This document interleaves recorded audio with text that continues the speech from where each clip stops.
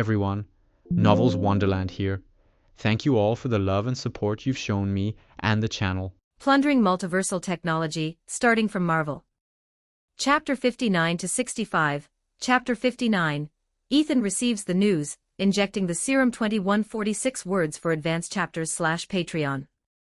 com/handsomeduckgod Graves had blocked the information immediately. The moment the Whitfield defection was confirmed, he'd issued a directive: no news about Frank Holloway's kidnapping was to reach Ethan Mercer. Not through bureau channels, not through media, not through any source the director could control. The reasoning was simple. A 17-year-old genius with access to powered battle armor, learning that the man who raised him had been kidnapped by a hostile foreign power, was a scenario that kept Graves awake at night. The kid's track record with impulse control in high-stakes situations, refusing to retreat from armed fighter jets, for instance, did not inspire confidence. But paper can't wrap fire. The Aurelian Republic had no interest in keeping quiet. Under heavy promotion from Aurelian state media, the story that Principal Frank Holloway is visiting the Aurelian Republic for an academic exchange spread across the world within days. The framing was deliberate: not a kidnapping, not a hostage situation, but a friendly visit. A school principal broadening his horizons. Nobody who knew Frank Holloway believed a word of it. 1 month into the laboratory work, Ethan's progress was ahead of schedule. The battle armor commissioned by the government was complete. Unlike Mark I, which had been built on a budget with borrowed materials and improvised fabrication, this suit had received the full backing of a nation's resources. The materials were the finest available. The manufacturing conditions were optimal. And for the first time, the armor included offensive weapon systems. Laser arrays integrated into the forearm assemblies. The kind of hardware that Mark I had lacked due to Valoria's weapons regulations, but which the government had now explicitly authorized for a military specification suit. The super soldier serum was in its final stages. 2 or 3 more days of work, and it would be ready. So today, exceptionally, Ethan had given himself a break. He opened his phone, scrolled through social media out of habit, and felt the floor drop out from under him. Every platform, every news feed, every comment section under his own account. All of it saturated with the same story: Frank Holloway visits the Aurelian Republic for academic exchange. Official Aurelian Republic sources. Photographs of Frank at what appeared to be a government facility, smiling in a way that didn't reach his eyes. Diplomatic language about cultural ties and educational cooperation. The cold feeling that spread through Ethan's chest had nothing to do with the desert air. He knew Frank. He knew the man's schedule, his priorities, his habits. At this critical moment, with Ethan freshly famous and the political situation volatile, Frank Holloway would never voluntarily leave the country. He'd been a soldier. He understood operational security. He wouldn't create a vulnerability by traveling abroad without reason. This wasn't an academic exchange. This was a kidnapping dressed in a press release. He called home first. The phone didn't finish its first ring. "Hello, Auntie. Do you know anything about Uncle Frank's trip abroad?" Linda's voice was confused. Worried in the way of someone who sensed something wrong but couldn't identify what. "I've been wondering about that myself. When he left for the study program, he said he was going to Greystone Province. He never mentioned anything about going overseas." Ethan's heart sank. But he couldn't let Linda hear it. Sounds like your relationship with Uncle Frank isn't as close as you think, Auntie. Even I, his nephew, heard about the trip before you did." He forced the teasing tone. The voice of a kid ribbing his aunt, not a teenager processing the realization that his uncle had been taken. "Maybe he'll bring back a foreign girlfriend." Linda took the bait. "You little brat. You've been gone for a month and your mouth has gotten this bold. Trying to stir up trouble between me and your uncle. When you get home, I'm going to skin you alive." She wasn't thinking about the gaps in the story. She was thinking about the insult. Ethan ended the call with a few empty promises about visiting soon, and the moment the line went dead, the mask came off. He dialed Graves, the director of the Bureau of Internal Affairs, who had been dreading this exact phone call for weeks, saw the caller ID, and felt his headache intensify by an order of magnitude. He answered with a voice pitched several degrees warmer than his actual mood. "How's the research going? Making progress on that biochemical project of yours?" "Director Graves, has anyone ever told you that your skill at changing the subject is terrible? Tell me what happened to my uncle." No misdirection. Graves tried one more deflection. Ethan cut him off. "Director, I respect you. But your ability to lie convincingly is non-existent. I already know the outline. I need the details." Seeing that concealment was no longer possible, Graves laid out the full sequence of events. The Whitfield family's defection. The sleeper agent inside the Aurelian Department of Defense. The fake study program in Greystone Province. The tranquilizer rounds at the empty station. The military transport to Aurelian soil. Conrad Whitfield's involvement. Callister's deal with Edgar. The 14 Bureau agents killed by Whitfield-compromised operatives. The Global Red Notice. And the purpose behind all of it: Frank Holloway was a hostage, held as leverage to force Ethan to come to the Aurelian Republic with his technologies. As the story unfolded, Ethan's face went through a transformation that had nothing to do with the serum. He'd known the Aurelian Republic was aggressive. He'd experienced it firsthand when their fighters tried to shoot him down. But using a political dynasty's defection to kidnap a civilian, a 50-year-old school principal whose only crime was raising the wrong nephew, was a level of calculated cruelty that made the missile strike feel almost honest by comparison. At least the pilots had tried to kill him to his face. This was a knife in the back, held to someone else's throat. "Ethan, listen to me. You have to trust the Republic on this."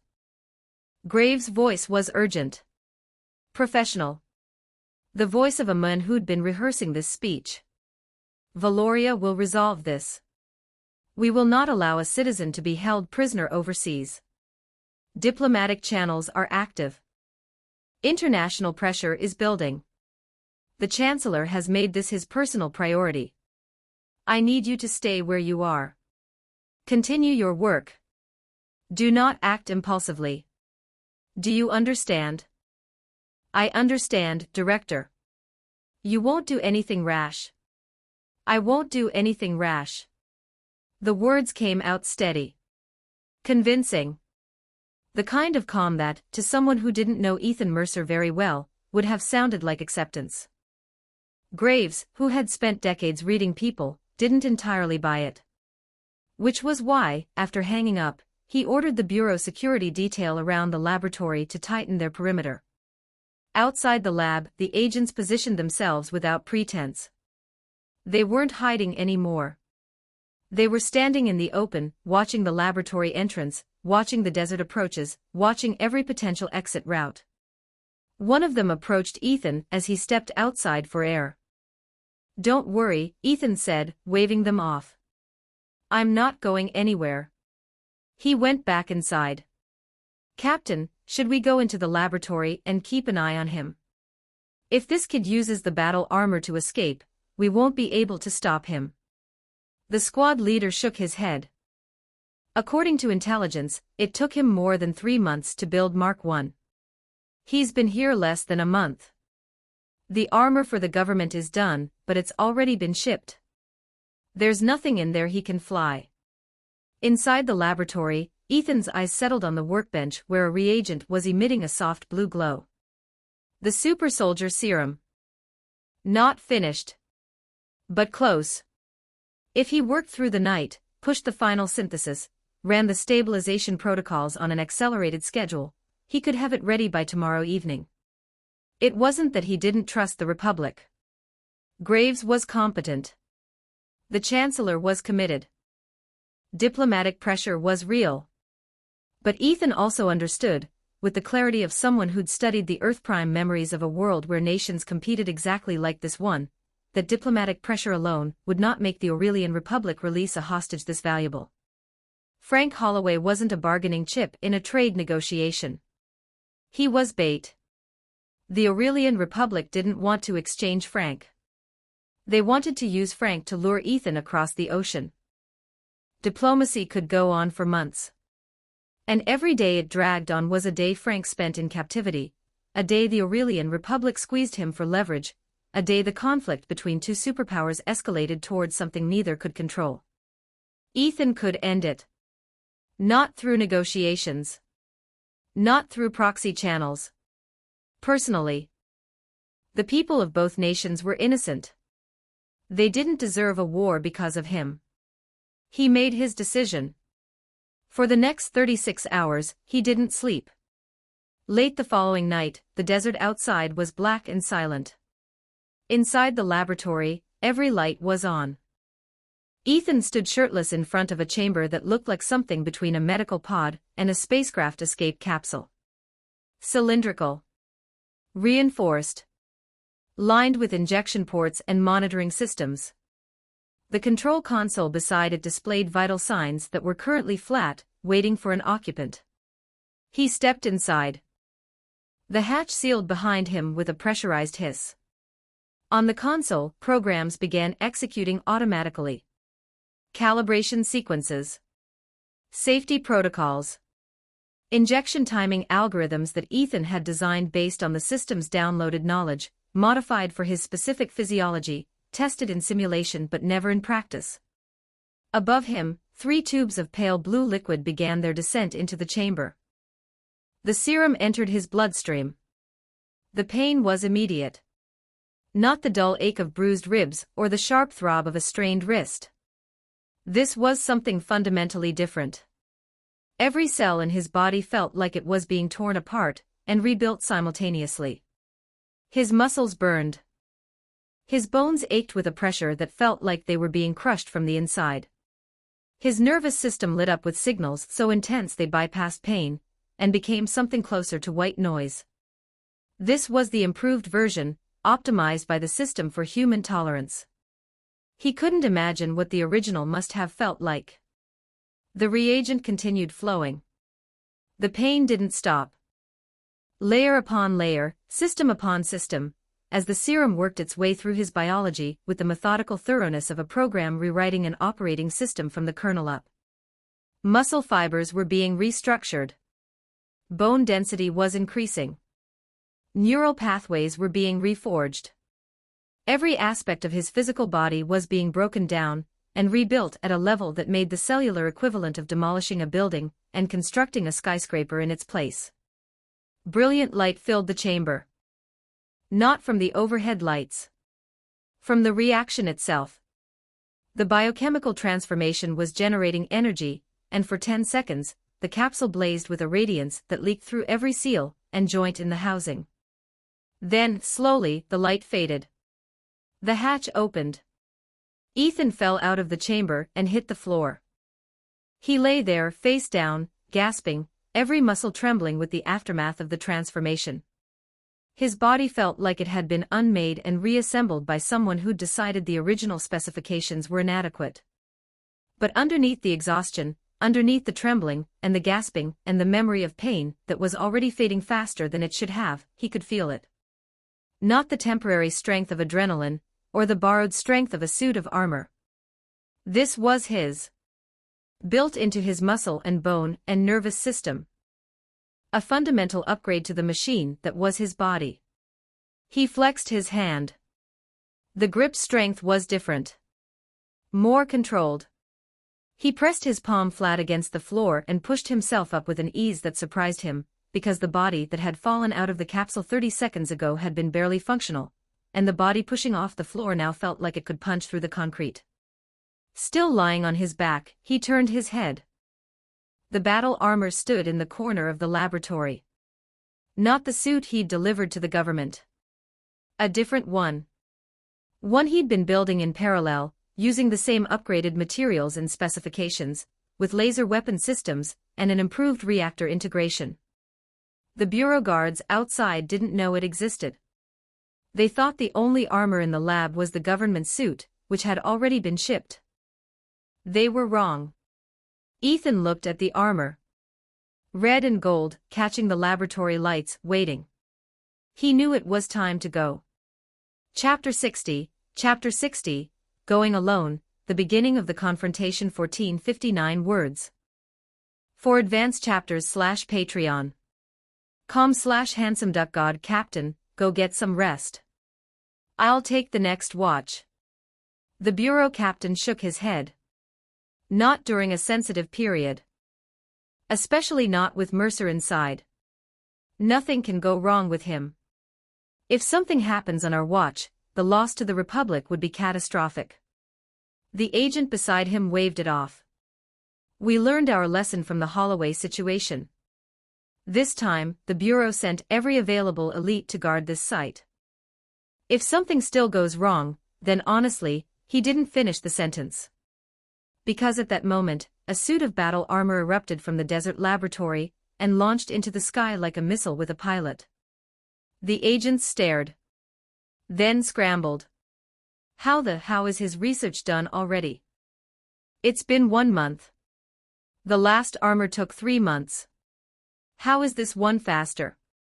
Notify headquarters immediately. Scramble interceptors. Inside the Bureau of Internal Affairs, Director Graves received the report of Ethan's escape from the desert laboratory and felt something in his chest that was either a heart palpitation or the urge to strangle a teenager. He was reaching for his phone to call the military when it rang first. Ethan's number. You absolute, get your ass back to that laboratory right now. The armor, currently at an altitude of 20,000 meters and climbing, visibly wobbled. Inside the helmet, Ethan winced. Even with the super soldier serum enhancing every aspect of his physiology, Director Graves at full volume was a force that biology couldn't fully prepare for. Director Graves, you're as energetic as ever. Stop being clever. Right now. Immediately. Turn around, or I will personally fly out there and drag you back. Ethan's voice shifted. The humor dropped away. What replaced it was the tone of a man who'd made a decision, and was informing the relevant parties, not asking permission. Director Graves, be honest with me. How likely is the Aurelian Republic to release my uncle voluntarily? A few years back, the Aurelian Republic's neighbor detained Valorian citizens over a trade dispute. A chip manufacturing disagreement. They held our people for months, and nothing we did through diplomatic channels made a difference. That was over semiconductor components. This is over the most advanced military technology on the planet. They will not stop until they get what they want. You know this. Graves was quiet on the other end. Because the kid was right, and they both knew it. The promise Graves had made to Ethan when he'd broken the news about Frank had been a stopgap.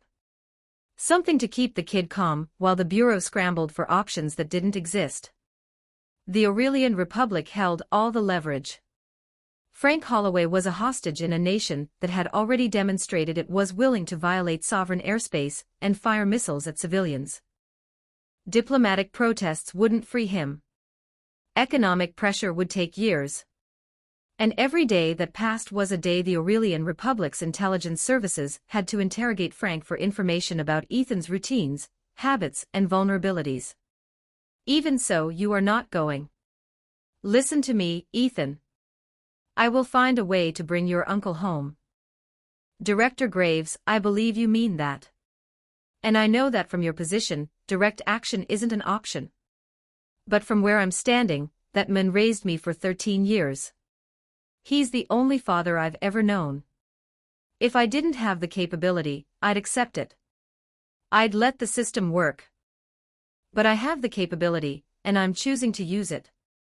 He paused. I also know what you're worried about. The technology. I've already compiled complete documentation for both the fusion reactor and the battle armor. Schematics, theoretical frameworks, manufacturing specifications. Everything. If I don't return, the files will be automatically transmitted to your secure email. And Director Graves, if the worst happens and they manage to detain me, I want you to know something. I will never contribute a single piece of knowledge to the Aurelian Republic. Not under any circumstances. Not under any pressure. The line went quiet.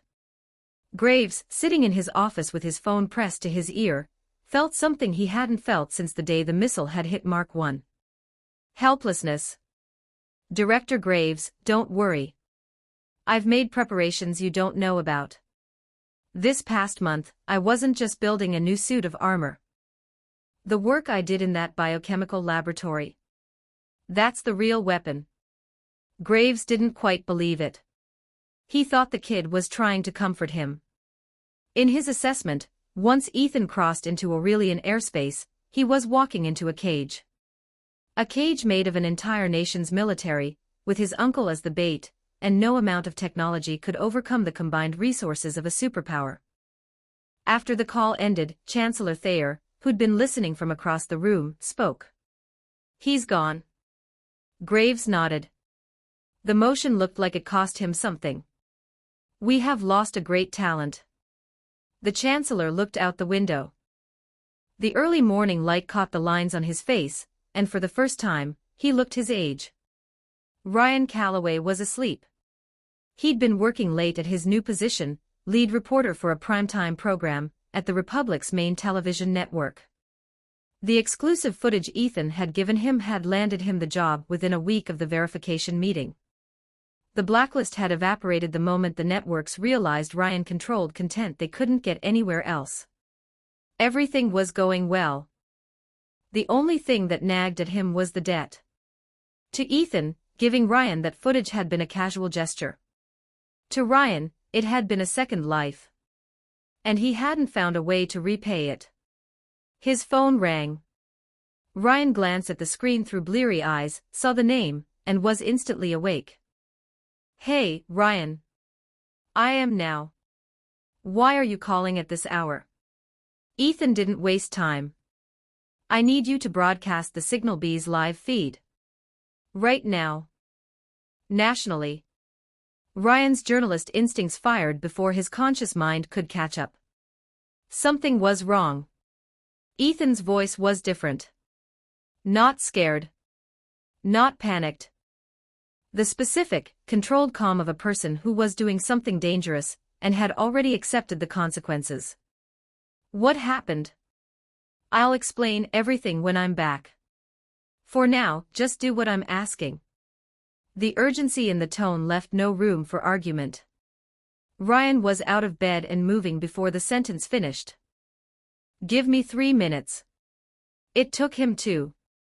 Ryan connected to the Signal Bee's feed, called every contact he had at the network, pulled every favor he'd accumulated in 6 weeks of employment, and pushed the broadcast live on the Republic's primary channel. The footage appeared on screens across the nation. A suit of battle armor, flying at high altitude, moving fast. But this wasn't the Mark 1. The design was different. Heavier looking. The color scheme was darker, the lines more aggressive. It looked less like a prototype and more like a weapon that had been designed with a specific purpose in mind. The comment sections ignited immediately. Is that the armor from the verification meeting? The design is completely different. This one looks way more serious. More armored. The first one looked like a sports car. This one looks like a tank. That's Professor Mercer inside, right? Where is he going? Same question. Inside the armor, Ethan looked at the horizon. Below him, the ocean stretched in every direction. Ahead, barely visible at the edge of perception, a coastline was emerging from the haze. The Aurelian Republic. The armor's sensors had already detected them. Several radar contacts, rising from positions along the coast, climbing to intercept altitude. Fighter jets. The Aurelian Republic's early warning systems had picked up his approach the moment he'd entered their detection range, and they'd scrambled a response. They were monitoring, not attacking.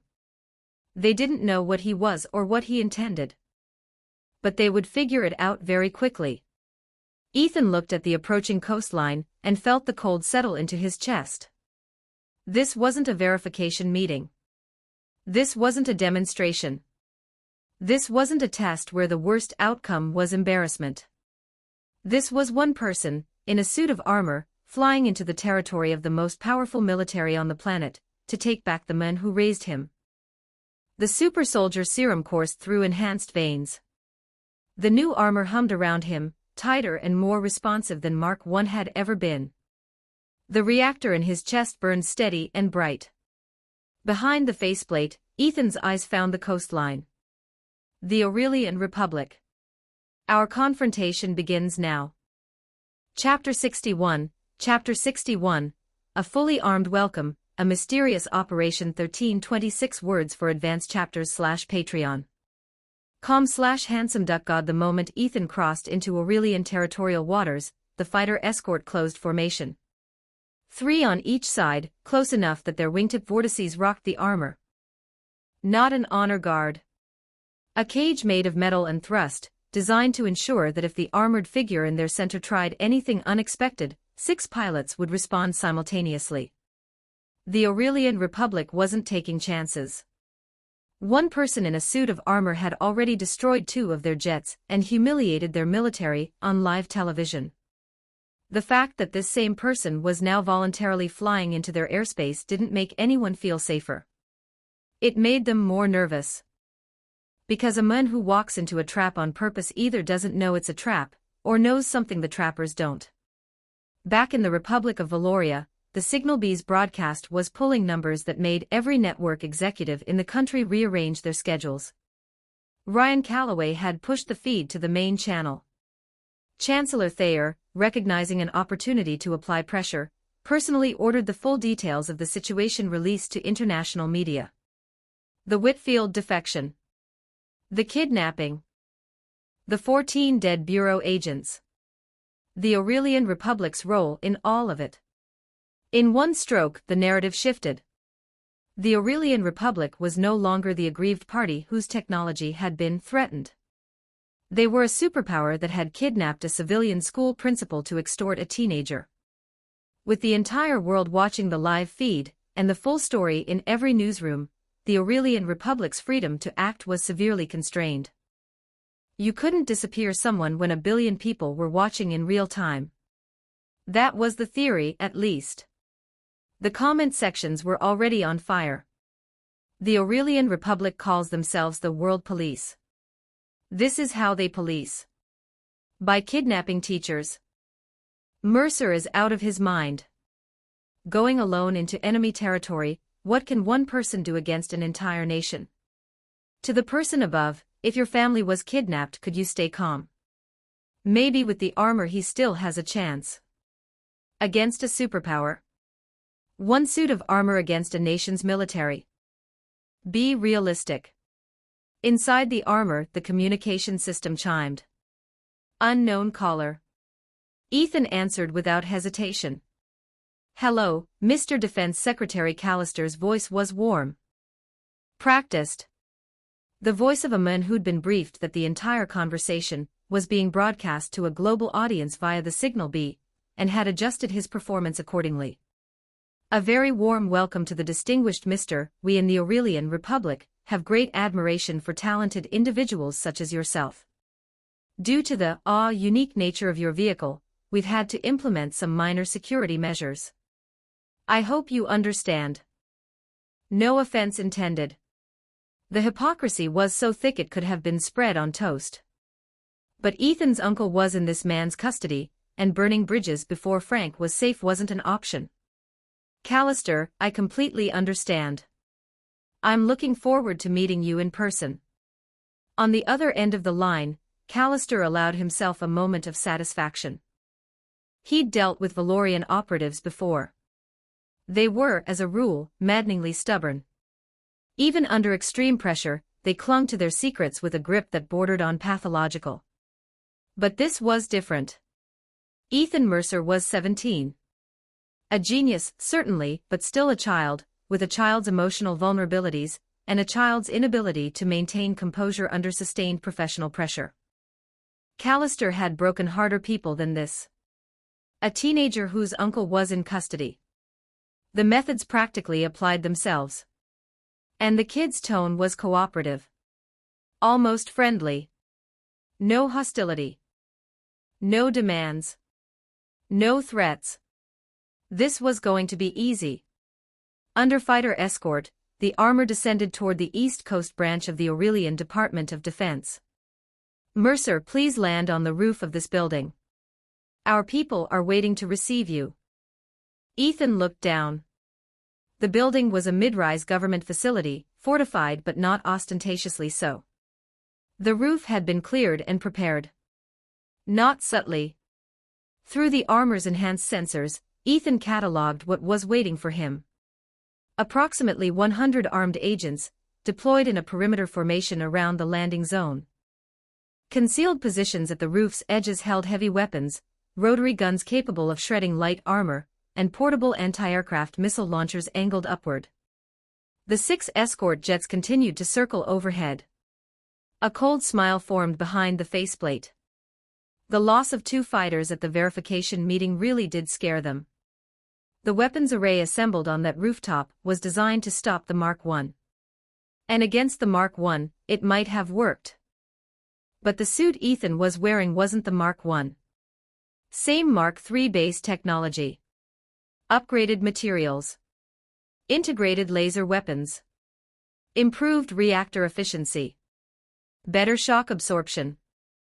And inside the suit, a pilot who was no longer a baseline human. If Ethan wanted to fight, this rooftop would be clear in 5 minutes. But he hadn't come here to fight. Frank's safety was the priority. Everything else was secondary. He descended slowly and touched down at the designated spot. Under the stares of 100 agents whose trigger fingers were doing their best to stay relaxed, the armor opened. Ethan stepped out. The agents exhaled collectively.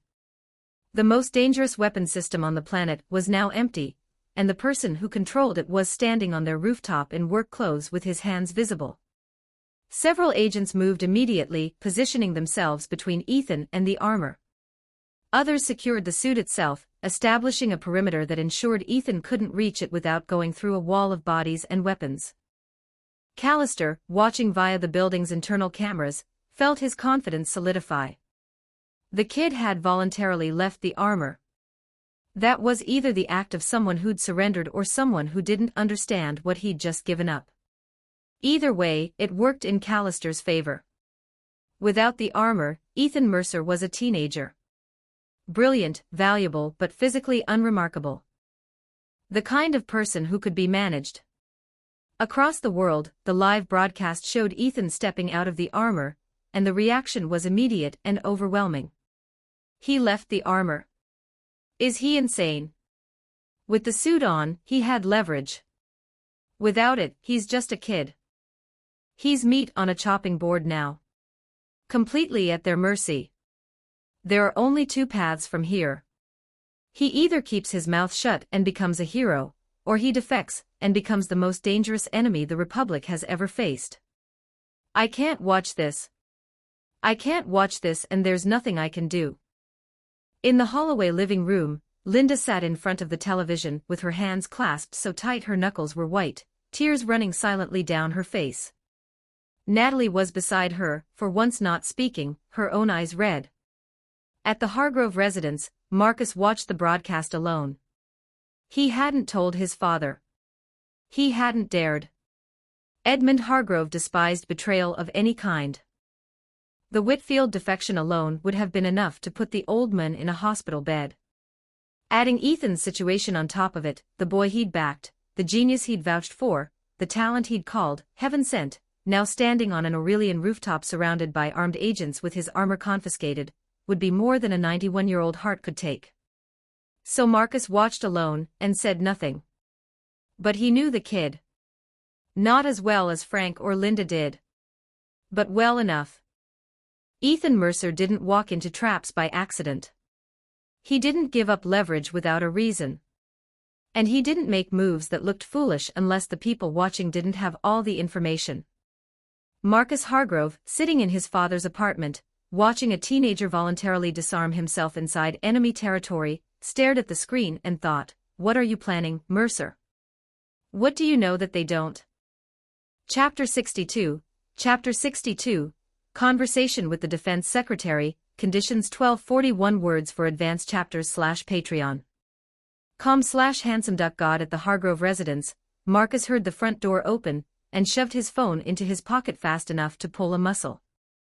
Edmund Hargrove, returning from his morning walk, hung up his coat, and studied his son with the cheerful disapproval of a man who'd earned the right to lecture. "Marcus, I'm not trying to nag, but you should get outside more.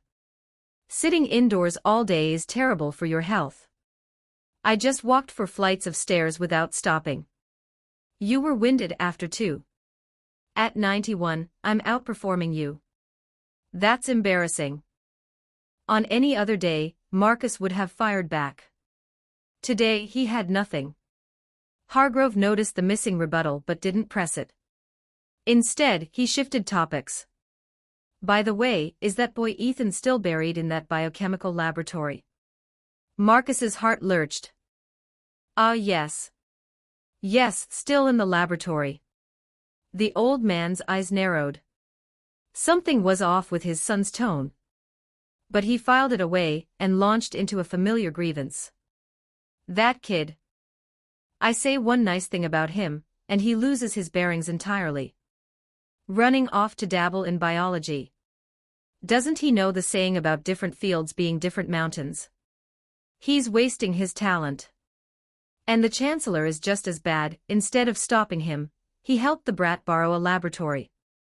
Marcus could only offer a bitter smile. "Kid, you need to come back. Otherwise the old man will only have me to yell at from now on." Inside the Aurelian Department of Defense's East Coast branch, Ethan was escorted down a corridor by a formation of agents, so tight, he could have reached out and touched 4 of them simultaneously. Before he reached the office, Defense Secretary Callister emerged to greet him personally. The warmth was theatrical. The kind of warmth that powerful men deployed when they wanted something from you and believed the transaction was already in their favor. "Mercer, although we've never met in person, your reputation precedes you. Those 2 inventions, truly miraculous. They've opened my eyes to what's possible." "Don't hit a smiling face." Ethan knew the man harbored intentions that had nothing to do with admiration. But with the signal be broadcasting to a global audience and Frank's safety dependent on not escalating prematurely, he played the part. "Callister, you're too kind." Before he could continue, one of the agents flanking him made a move. The man was fast. His arm swung upward toward the signal be hovering at shoulder height, gun but aimed at the drone's lens, the motion executed with the speed of someone who'd spent years perfecting the art of disabling things quickly and quietly. Ethan caught his wrist. Not after the swing. During it. His hand closed around the agent's forearm and stopped the motion dead, like a steel clamp engaging. The agent's eyes went wide. These were elite operatives. Selected from military special forces, then subjected to years of additional training. Any one of them could handle 10 opponents in close quarters. And an 18-year-old had just intercepted a strike that should have been too fast for a civilian to track, let alone stop. Callister's expression flickered. Controlled. The agent whose arm was being held went red. Being stalked by a kid, in front of his colleagues and his commanding officer, was a humiliation that bypassed his training, and went straight to his ego. He pulled back, preparing for a second attempt. Callister's voice was sharp. "Is that how we treat a distinguished guest?" The agent retreated, jaw tight, resentment visible in every line of his body. Ethan released the wrist and turned to Callister with an expression of mild curiosity. "Callister, does this little drone really bother you that much?" He tilted his head. "Or is what we're about to discuss not fit for the world to see?" Callister was caught off guard for a beat, then recovered with a laugh that was genuinely amused. Or at least, a convincing simulation of genuine amusement. "Of course not. Mercer wants to keep his little gadget running, by all means. Let the people of Valoria, and the entire world see how the Aurelian Republic treats its guests. The concession cost Callister nothing. In his assessment, the signal bee was a security blanket. The digital equivalent of a child clutching a stuffed animal in a dark room, convinced that holding it would keep the monsters away. It wouldn't. But letting the kid believe it gave Callister leverage he could use later. The illusion of safety made people careless. The group moved toward the building's conference room.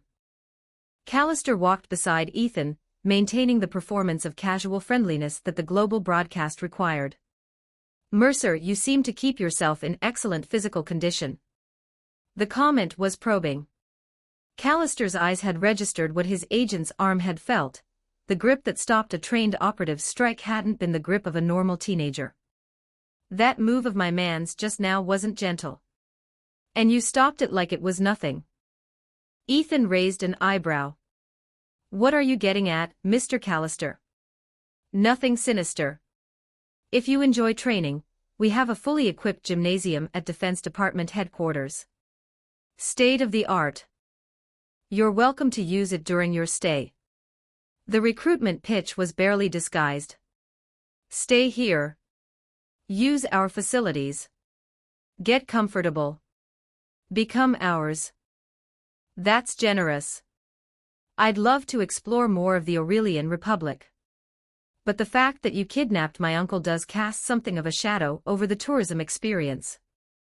The word kidnapped dropped into the conversation like a stone into still water. Callister didn't flinch. "Kidnapped?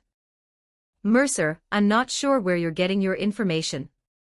Frank Holloway is visiting the Aurelian Republic of his own accord. I personally invited him as a guest of the department, out of my deep admiration for the man who raised such an extraordinary talent. How could anyone call that kidnapping?"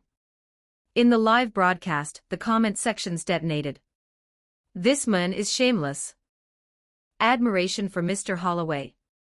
You wouldn't know a high school principal existed if it weren't for Mercer. I'm genuinely curious whether the armor's laser could even burn through this man's thick skin." The Aurelian Republic's idea of hospitality, tranquilizer rounds and military transport planes. The walk to the conference room continued with the specific awkwardness of two men maintaining a performance of civility while each silently calculated how to destroy the other. When they arrived, Ethan walked directly to the center seat at the conference table and sat down. He looked at the agents lining the walls, at least 20 of them, and frowned. "Callister, I don't like crowds." Callister blinked, then waved his hand. Most of the agents filed out. Only 4 remained. The best of the best, positioned at the room's corners with the relaxed alertness of men who could cross the distance to the table in under a second. Callister didn't think Ethan could threaten him without the armor. A teenager, no matter how gifted, was still a teenager. But leaving a few professionals in the room was basic precaution. Ethan looked at the 4 remaining agents. Looked at Callister.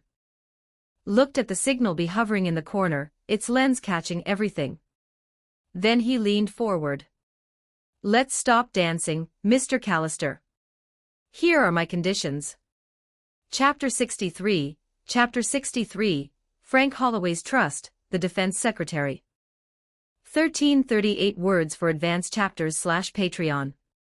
com/handsomeduckgod Callister, let's skip the pleasantries and get to the point. Ethan's voice was level. Business-like. The voice of a man who'd flown across an ocean and wasn't interested in small talk. "The Aurelian Republic wants the 2 technologies I possess. You just need to meet 2 conditions."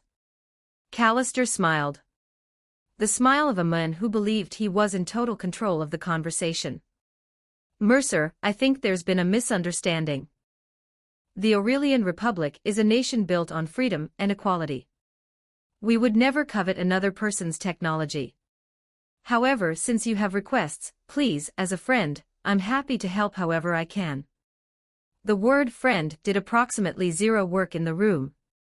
Every person watching the live broadcast, and every agent standing against the walls, understood that the word meant its opposite. First condition. Ethan held up one finger. I need to see my uncle. I need to confirm, with my own eyes, that he's safe and unharmed. And he needs to be escorted back to Valoria immediately. Callister didn't hesitate. He'd expected this. The truth was, from the moment Ethan had stepped out of the armor and onto the rooftop, Frank Holloway's utility as a hostage had evaporated. The bait had served its purpose. The target had walked into the building voluntarily. Holding the uncle any longer risked nothing but bad optics on a global broadcast. Of course. Holloway has been under our protection during his stay. As his friend, ensuring his safe return to Valoria is my absolute responsibility. The hypocrisy was so polished it could have been used as a mirror. Within minutes, Frank Holloway was brought into the conference room. Frank looked older than when Ethan had last seen him. The lines around his eyes were deeper, cut by weeks of stress and captivity. He'd lost weight. His clothes were clean. The Aurelian Republic had at least managed the optics of treating their guest presentably, but the way he held himself told a different story. The posture of a former soldier who'd been surrounded by enemies, and hadn't dropped his guard once. The moment he saw Ethan sitting at the conference table, two emotions crossed his face in rapid succession. The first was fury. The kind of fury that comes from watching someone you love do the exact thing you were terrified they'd do. Frank had known. The moment the Aurelian agents had put the bag over his head in Greystone Province, he'd known that Ethan would come. That the kid would fly across an ocean alone, walk into a trap, and hand himself over to the people who'd taken his uncle, because that was who Ethan Mercer was. He didn't compromise. He didn't negotiate through proxies. And he didn't leave family behind.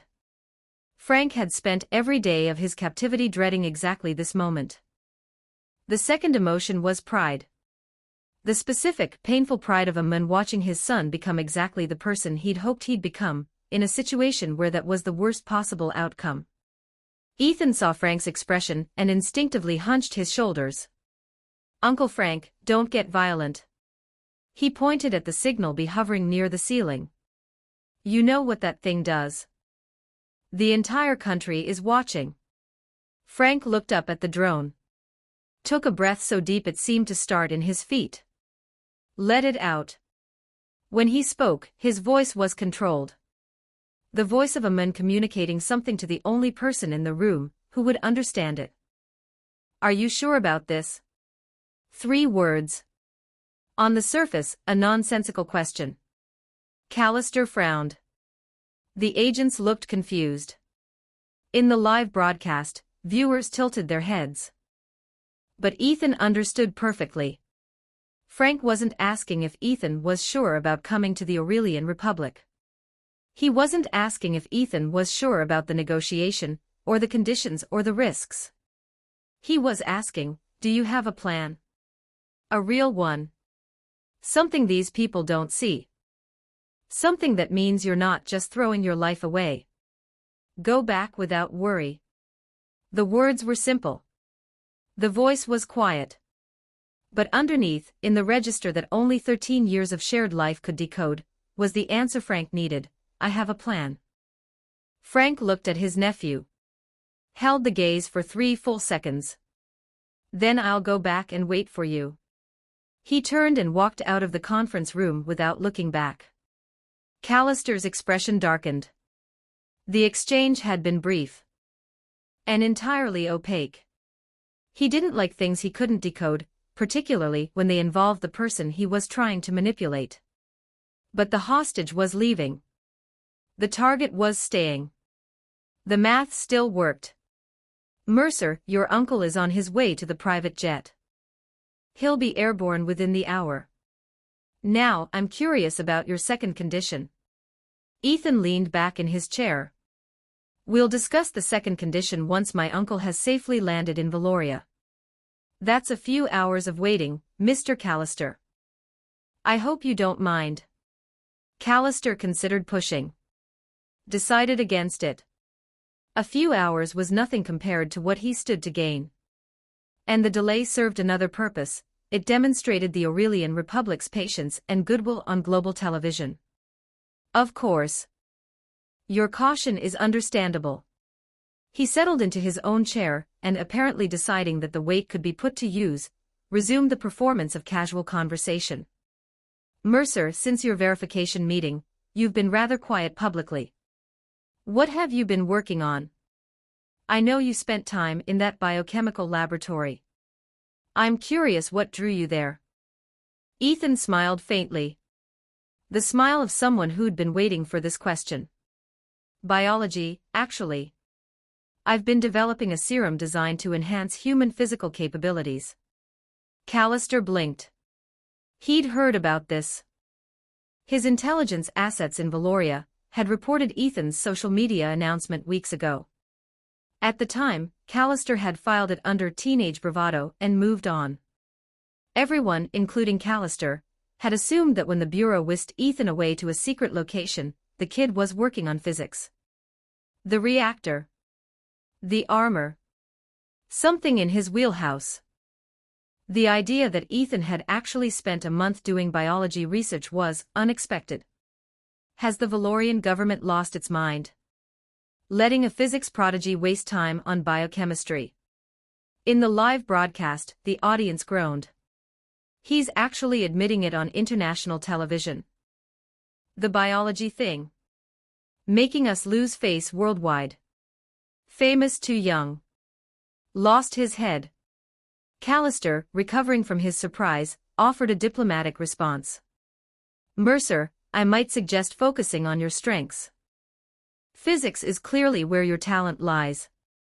Biology is a very different field. The condescension was gentle but unmistakable.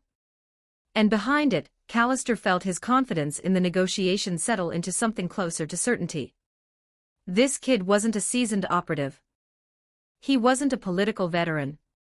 He was a teenager who'd wandered into biology because someone on the internet made fun of his test scores, and he'd been too proud to let it go. Brilliant in one narrow field. Childish in everything else. Callister had broken-hearted people. Smarter people. People who didn't voluntarily reveal their insecurities to the person sitting across the table. This was going to be simple. Ethan, watching Callister's expression settle into complacent certainty, felt a familiar warmth in his chest. The same warmth he'd felt when the reporters at the verification meeting had called the armor a useless robot. The same warmth he'd felt when the anti-fans had said he couldn't do biology. The warmth of being underestimated by someone who was about to learn, in the most public way possible, that they were wrong. He leaned back in his chair and closed his eyes. Wake me when my uncle lands. For the next several hours, the conference room was silent. Just as Ethan was about to drift off, a phone rang. Chapter 64, Ethan's second condition, terrifying physical prowess 1581 words.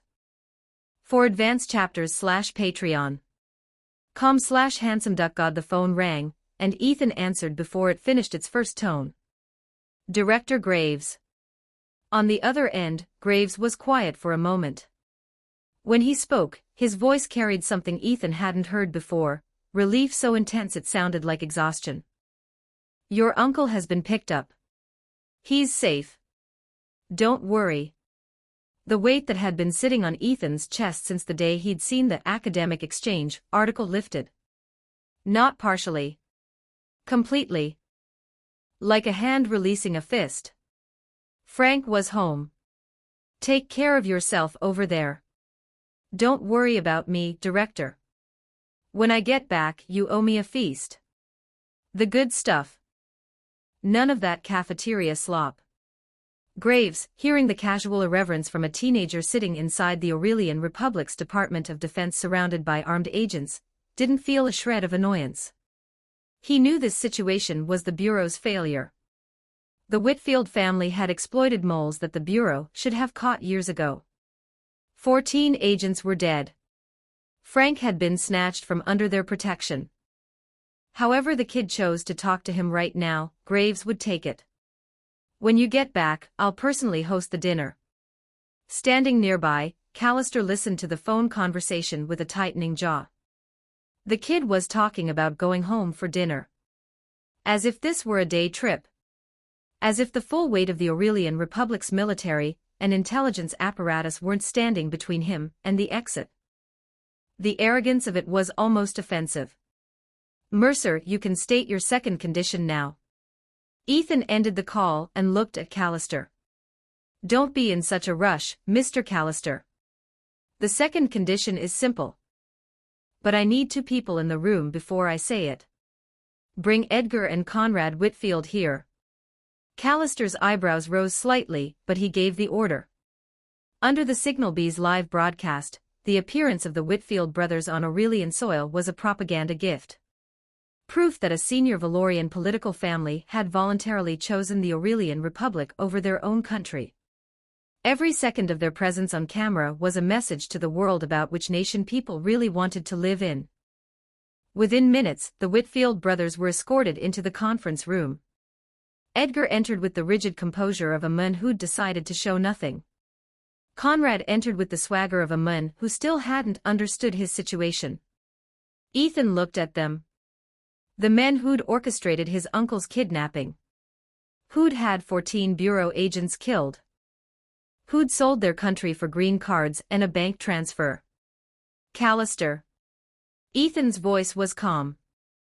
"My condition is simple. Kill these 2 men. And I'll give you everything you want." The conference room went very quiet. Before Callister could respond, Conrad Whitfield laughed. "You must be Ethan Mercer." He stepped forward, chin raised, the posture of a man who still believed his family name meant something. "I think you've lost your mind. You actually believe you can have us killed. The reason our family fell to this point is entirely because of an ungrateful brat like you."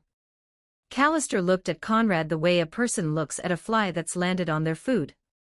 The man had been in the Aurelian Republic for weeks, and still hadn't grasped the fundamental shift in his position.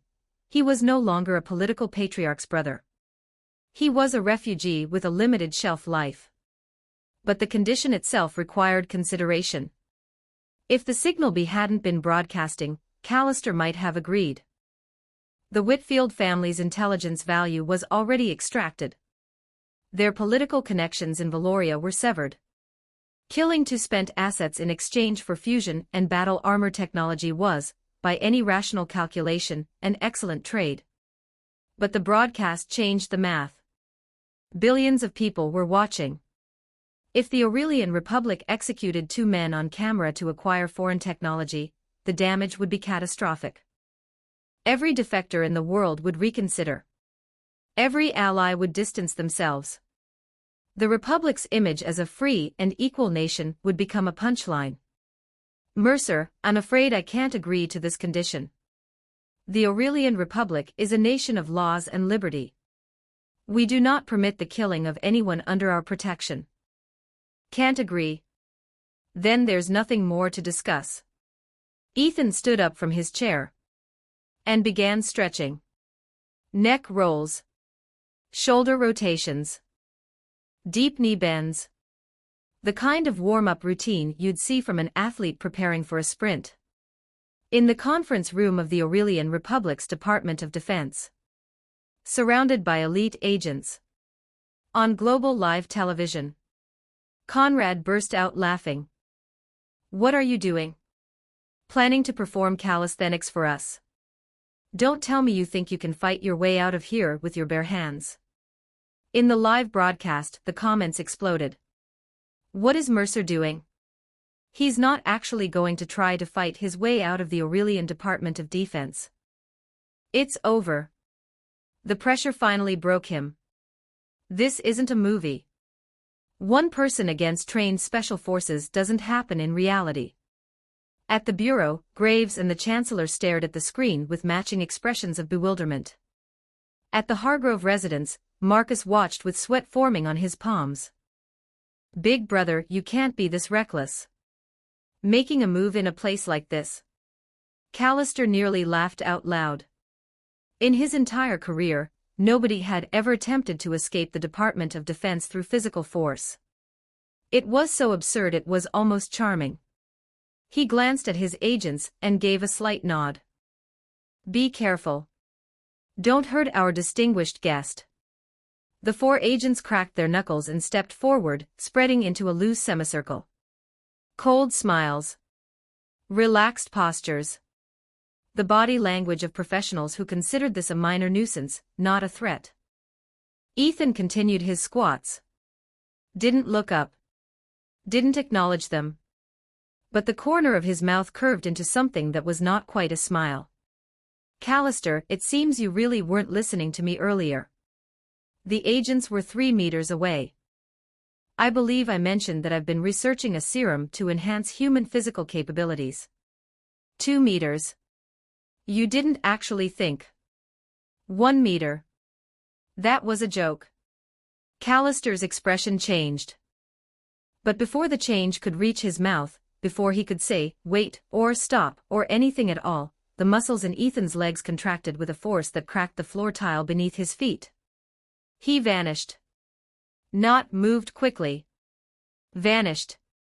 The human eye tracks motion by processing sequential images. When an object moves faster than the eye can generate those images, it doesn't appear to move. It disappears from one location and appears in another. Ethan appeared between 2 agents. His palms hit their chests simultaneously. Not punches. Open-handed strikes, delivered with the controlled precision of someone who understood exactly how much force was needed and didn't want to use more. The agents flew. Not stumbled. Not staggered. Backward off their feet, across the width of the conference room, and into the far wall with an impact that cracked the plaster and shook the paintings off their hooks. They hit the floor and didn't get up. The remaining 2 agents froze. The 3-second engagement had bypassed their training entirely. Their reflexes, their positioning, their years of combat experience, none of it had been relevant. They hadn't even seen the kid move. In the conference room, nobody breathed. The live broadcast was nuclear. What was that? Did I just hallucinate? He sent 2 200-pound Special Forces agents flying. That's 400 pounds of trained muscle launched 10 meters into a wall. The serum. The serum is real. The enhancement of human capabilities, it's real. Professor Mercer is a genius in biology too. Every hater who said he couldn't do it needs to eat their words right now. At the bureau, Director Graves slowly lowered himself into his chair. That kid wasn't joking. He actually built the serum. He actually injected it. Chancellor Thayer, standing beside him, stared at the screen with an expression that contained the very specific emotion of a man who'd given a teenager 300 million marks as an education in humility, and was now watching that teenager throw elite agents across a room with his bare hands. 300 million marks. The best investment this government has ever made.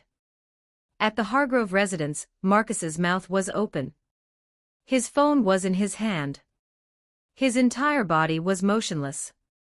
His brain, trained to analyze human kinetics for 30 years, was running calculations that didn't produce answers that existed in any textbook he'd ever read. The force required to accelerate 200-pound masses to that velocity from a standing position. The reaction time required to close a 3-meter gap faster than trained operatives could react. The muscle density required to generate that kind of power without skeletal damage. None of it was possible. Not for a human being. Not for any human being who had ever lived. Unless the human being in question was no longer operating within normal biological parameters. The serum works. It actually works. In the conference room, Edgar Whitfield had gone the color of old paper. Conrad had stopped laughing. Ethan shook his right arm, working out the sting of the impacts, and turned to face the defense secretary. Still think my work in biology was a joke. He tilted his head. Callister. Chapter 65, Chapter 65, Revenge Operation, Escape from the Aurelian Republic 1595 words for advanced chapters /Patreon. com/handsomeduckgod looking into Ethan's calm eyes, Callister felt a chill run through him that had nothing to do with the air conditioning. This kid wasn't bluffing. Whatever he'd done to those agents, he was ready to do it again. He snapped back to reality a second later. Whatever the kid had done to those agents, Callister was still the defense secretary of the Aurelian Republic, and there were hundreds of armed operatives in this building. One phone call. His hand went for his pocket. Ethan picked up a pen from the conference table. The super soldier serum's enhancement wasn't limited to brute strength and raw speed. It extended to precision. Motor control. The fine-grained neuromuscular calibration that turned a general physical upgrade into something far more dangerous, the ability to put any object, traveling at any speed, exactly where you wanted it. The pen left Ethan's hand. It crossed the conference room at a velocity that made it blur. Callister screamed. The pen punched through the center of his right palm, clean through the flesh and bone, and continued into the phone in his grip with enough residual force to embed itself in the device's circuitry. Hand and phone, destroyed in one throw. The agents. The Whitfield brothers. Every person in the room stared at the hole in Callister's hand, at the pen protruding from the ruined phone, and the mathematics of what had just happened rewired their understanding of the situation. Thrown with enough force and accuracy to pierce a human hand and disable an electronic device. From a standing position. Without a wind-up. Nobody moved. Nobody reached for a weapon. Nobody spoke. Because there were still a lot of pens on that table. Ethan smiled apologetically. Sorry about that, Mr. Callister. But until I've finished handling some personal business, I'd rather not have company. Callister, clutching his bleeding hand, was sweating through his shirt. For the first time in his career, he hated this conference room. Why were there so many pens? Why was the soundproofing so effective? Why had he been arrogant enough to bring in only 4 unarmed agents? But nobody could have predicted that a teenager who'd voluntarily left his armor would still be the most dangerous person in the building. Ethan turned from Callister and walked toward the Whitfield brothers. Edgar and Conrad stood at the far end of the conference table, frozen. Edgar's composure, the glacial control he'd maintained through decades of political warfare, had cracked like ice over a river.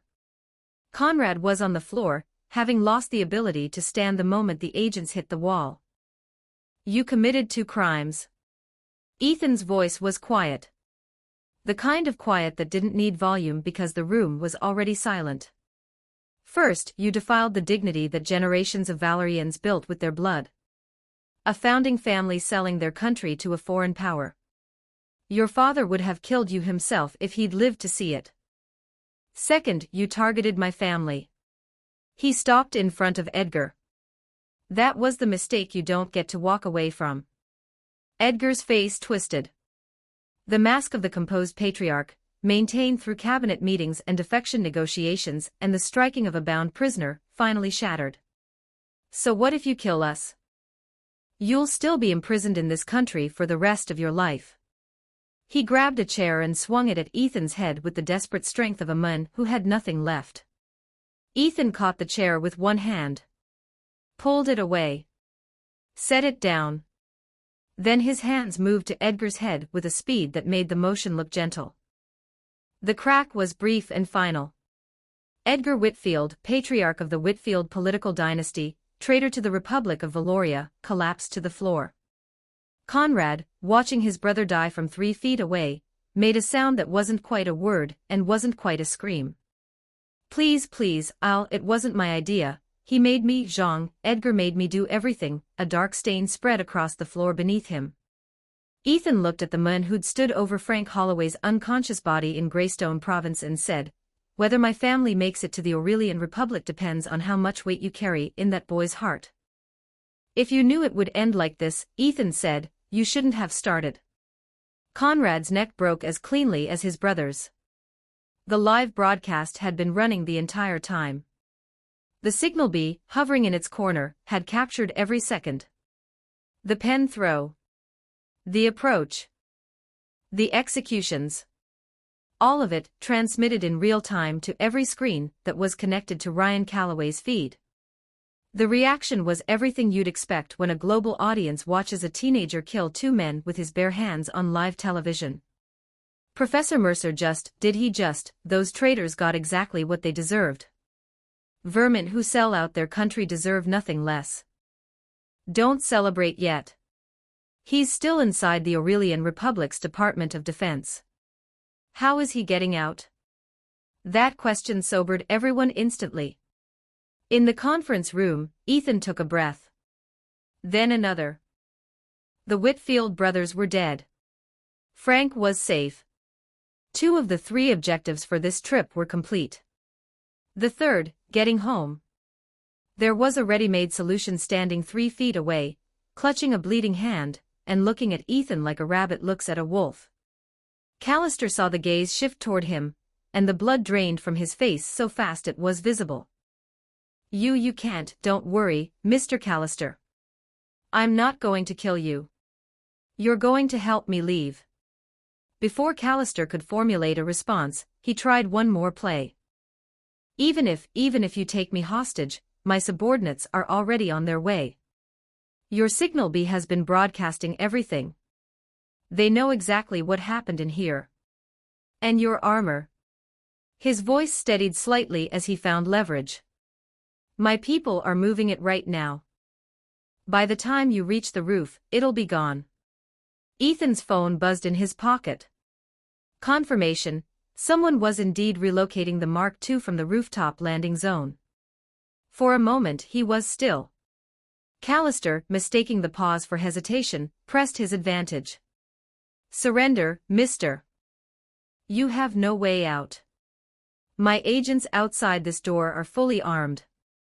You may be fast, but can you dodge bullets? Sit down. Let's talk. The Aurelian Republic will offer you treatment that. Ethan moved.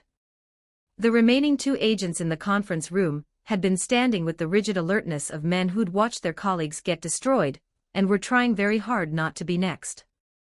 They weren't fast enough. Ethan closed the distance to the first one and drove a fist into his abdomen with precisely enough force to shut down his nervous system without killing him. The agent folded and hit the floor. The second agent reacted. Training kicked in.